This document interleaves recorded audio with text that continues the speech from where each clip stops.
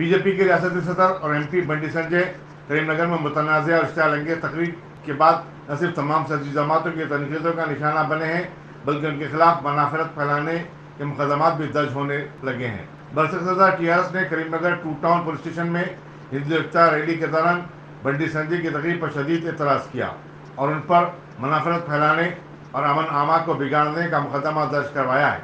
वाज़ेह है कि बंडी संजय ने बीजेपी की रियासत में बख्तियार आने पर मुसलमानों को हासिल 4% तहफ़्फ़ुज़ात बर्खास्त कर देने, मसाजिद की खुदाई के ज़रिए मंदिरों का पता चलाने और दीनी मदरसों में दहशतगर्दी की तालीम दिए जाने जैसी बातें करते हुए समाज के एक तबके के खिलाफ जहर उगला था। कांग्रेस ने भी बंडी संजय को कानून के शिकंजे में लाने का ऐलान किया है। सदर शोबे खिलाफत प्रदेश कांग्रेस कमेटी शेख अब्दुल्ला सुहेल ने बताया कि उनकी पार्टी रियासत के तमाम 33 अजला में बीजेपी के सदर के खिलाफ मुकदमा दर्ज करवाएगी।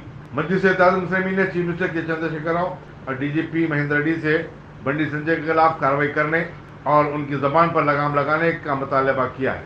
मजलिस बचाओ तहरीक के तर्जुमान अमजदुल्लाह खान खालिद ने जबीलपुरा पुलिस स्टेशन में जुमेरात की शाम एक शिकायत दर्ज करवाई और बंडी संजय पर मुकदमा दर्ज करने की मांग की है। बेगम बाजार कत्ल केस के मुलजिमीन के खानदान वालों को पुलिस की तरफ से हिरासत करने की शिकायत करते हुए यादव समाज का तबका इंसानी हकूक कमीशन से रुजू हुआ है। कमीशन को पेश करदा याददाश्त में बताया गया कि पुलिस एक तरफ मुलजिमीन पर तशद्दुद कर रही है तो दूसरी तरफ उनके खानदान को मुख्तलिफ तरीक़ों से हिरासत किया जा रहा है।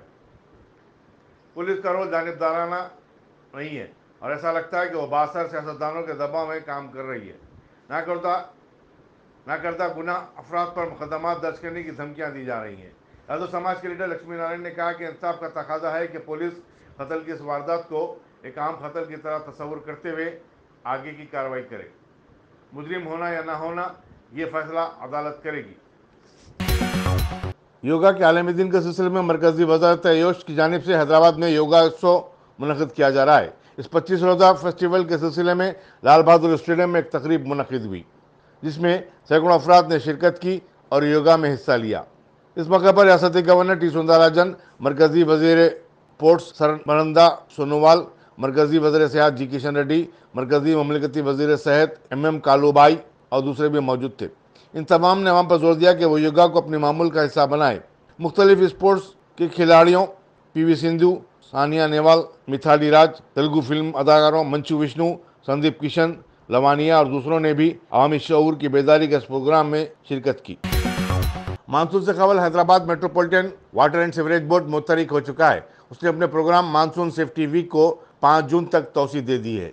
बोर्ड के मैनेजिंग डायरेक्टर दाना किशोर ने बताया कि इस हफ्ते के दौरान महकमे के अहदेदार अजीमतर हैदराबाद में मोरियों और नालों की सफाई का काम बड़े पैमाने पर अंजाम देंगे। मेन होल्स को कवर से ढका जाएगा। किसी नाकानी वाक़े को टालने की कोशिश की जाएगी। उन्होंने अपने महकमे को मलबे की सफाई और सड़कों पर पानी जमा हो जाने की शिकायत के इज़ाले की भी हिदायत दी। संगारेड्डी के कांग्रेसी रुकन असम्बली जयप्रकाश रेड्डी ने बीजेपी के रियासती सदर बंडी संजय की इश्तिहाल-अंगेज़ तकरीर पर उनके खिलाफ कार्रवाई करने का मुतालबा किया। गांधी भवन में एक प्रेस कॉन्फ्रेंस से खिताब करते हुए उन्होंने कहा कि बंडी संजय समाज को तकसीम करने के बीजेपी के एजेंडे पर अमल पैरा हैं। हिंदू एकता रैली पर सवाल उठाते हुए जग्गा रेड्डी ने कहा कि बीजेपी को हिंदुस्तान एकता रैलियाँ मुनक़िद करना चाहिए ताकि पूरा मुल्क और तमाम तबक़ात इत्तेहाद और इत्तेफाक के साथ ज़िंदगी गुजार सके।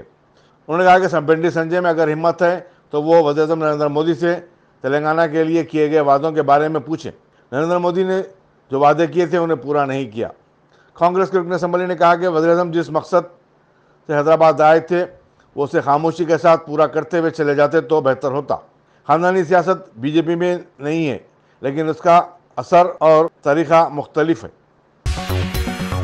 नामपल्ली के मजलिसी रुकन असम्बली जाफर हसन मेराज ने सदर रियासती अक़लियती मालियाती कारपोरेशन इम्तियाज़ुल हक़ कैमरा मस्जिद टेक नामपल्ली में चलाए जा रहे कंप्यूटर लर्निंग सेंटर का मुआयना किया। जाफर हसन मेराज ने इस सेंटर को दरकार साजो सामान की ज़बरदस्त फराहमी पर जोर दिया। मस्जिद की इंतजामी कमेटी के अरकान ने जाफर हसन मेराज और इम्तियाज़ इसाक़ का खैर मकदम किया।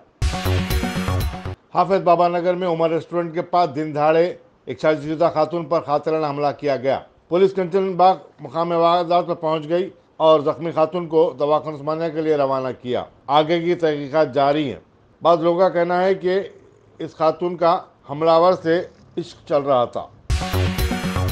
अमीर इमारत हैदराबाद मौलाना हुसामुद्दीन सानी जाफर पाशा ने बीजेपी के रियासती सदर और रुकन पार्लियामेंट बंडी संजय की तकरीर पर शदीद तनकीद की। मस्जिद आज़म शमा में बाद नमाज जुमा मीडिया वालों से बातचीत करते हुए उन्होंने हुकूमत से मुतालबा किया कि वो ऐसी जहरीली तकरीर करने पर बंडी संजय के खिलाफ मुकदमा दर्ज करे और उन्हें गिरफ्तार करके जेल की सलाखों में भेजें। उन्होंने कहा कि बीजेपी रियासत में अमन और अमानत के माहौल को बिगाड़ने की कोशिश कर रही है और मुसलमान इसे बर्दाश्त नहीं कर देंगे। बॉक्सिंग के मुकाबलों में आलमी चैंपियन का टाइटल हासिल करने वाली हिंदुस्तानी बॉक्सर निखत जरीन का दिल्ली से हैदराबाद में आमद पर शानदार इस्तकबाल किया गया। हजारों की तादाद में लोग राजीव गांधी इंटरनेशनल एयरपोर्ट पर जमा थे। निखत जरीन के चाहने वाले हिंदुस्तान जिंदाबाद के भी नारे लगा रहे थे। रियासती वजीर स्पोर्ट्स वी श्रीनिवास गौड़, वजीर दाखिला मोहम्मद अली और सदर-ए-चीन state sports authority Venkateshwar Reddy उन अहम शख्सियतों में शामिल थे जिन्होंने निखत जरीन का इस्तकबाल किया। वाज़ेह है कि निखत जरीन का ताल्लुक तेलंगाना के ज़िले निज़ामाबाद से। उन्होंने 52 किलो ज़मरे के मुकाबलों में जकार्ता की बॉक्सर को हरा कर गोल्ड मेडल हासिल किया था। उत्तराखंड के चीफ मिनिस्टर पुष्कर सिंह धामी ने बताया कि उनकी हुकूमत रियासत में यूनिफॉर्म सिविल कोड नाफिज करने का फैसला किया है। गोवा के बाद उत्तराखंड मुल्क की दूसरी रियासत है जिसने यकसा सिविल कोड नाफिज करने जा रही है। सीबीआई की अदालत ने गैर मौसूब दौलत के केस में हरियाणा के साबिक चीफ मिनिस्टर ओम प्रकाश चौटाला को 4 साल की कैद की सज़ा सुनाई। उन्हें टीचर्स के तकर्रुत के मामले में रिश्वत लेने का इल्ज़ाम है और उन्हें इसकी सज़ा भी मिली थी, लेकिन रियासत में तश्कील हुकूमत के लिए उनकी पार्टी से मफाहमत के बाद उन्हें ज़मानत पर रिहा कर दिया गया था। ओम प्रकाश चौटाला के फर्जंद देशांत चौटाला हरियाणा के डिप्टी चीफ मिनिस्टर हैं। ओम प्रकाश चौटाला के वालिद देवीलाल मुल्क के नायब वज़ीर-ए-आज़म भी रह चुके हैं। फरवरी 2020 में दिल्ली में हुए फरकवाना फसादात के दौरान पुलिस पर बंदूक तानने वाले मुलजिम शाहरुख पठान का जमानत पर रिहाई के बाद उनके इलाके में ज़बरदस्त खैर मकदम किया गया। सोशल मीडिया पर वायरल वीडियो में बताया गया कि उसके महल्ले के लोग उसकी बकसरत गुलपोशी कर रहे हैं। आर्यन खान को मुंबई क्रूज ड्रग्स केस में क्लीन चिट दे दी गई। एनसीबी की तरफ से दाखिल की गई चार्जशीट में आर्यन खान का नाम शामिल नहीं है। सिर्फ 14 लोगों के खिलाफ चार्जशीट दायर की गई है।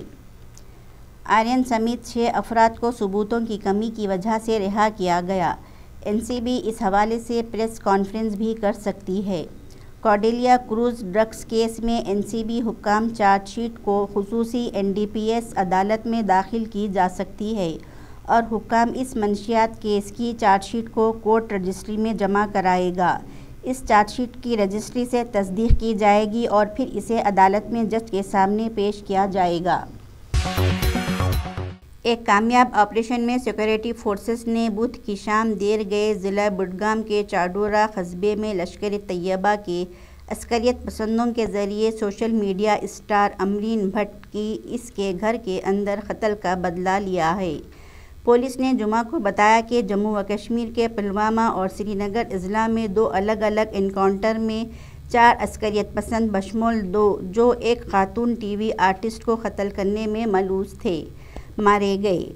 इससे पहले जैसे ही गांव में इनकाउंटर शुरू हुआ, inspector general of police Kashmir zone Vijay Kumar ने कहा था कि अमरीन भट्ट के दोनों कातिल इनकाउंटर में फंस गए हैं। आईजीपी ने ट्वीट किया कि अवंतीपुरा इनकाउंटर में फंसे हुए एक फनकार आंजहानी अमरीन भट्ट के दोनों कातिल एलईटी के दहशतगर्द मारे गए। हिंदुस्तान में गुज़श्ता 24 घंटे के दौरान कोरोना वायरस के 2710 नए केसेस दर्ज होने के बाद इस वबा से मुतासर होने वालों की जुमला तादाद 4,31,47,530 हो गई है। मरकज़ी वज़ारत सेहत के प्रेस नोट में बताया गया कि इसी मुद्दत में 14 नई अमवात हुई हैं। एक दिन में मुतासरीन की तादाद में अचानक 400 केसेस का इजाफा हुआ है।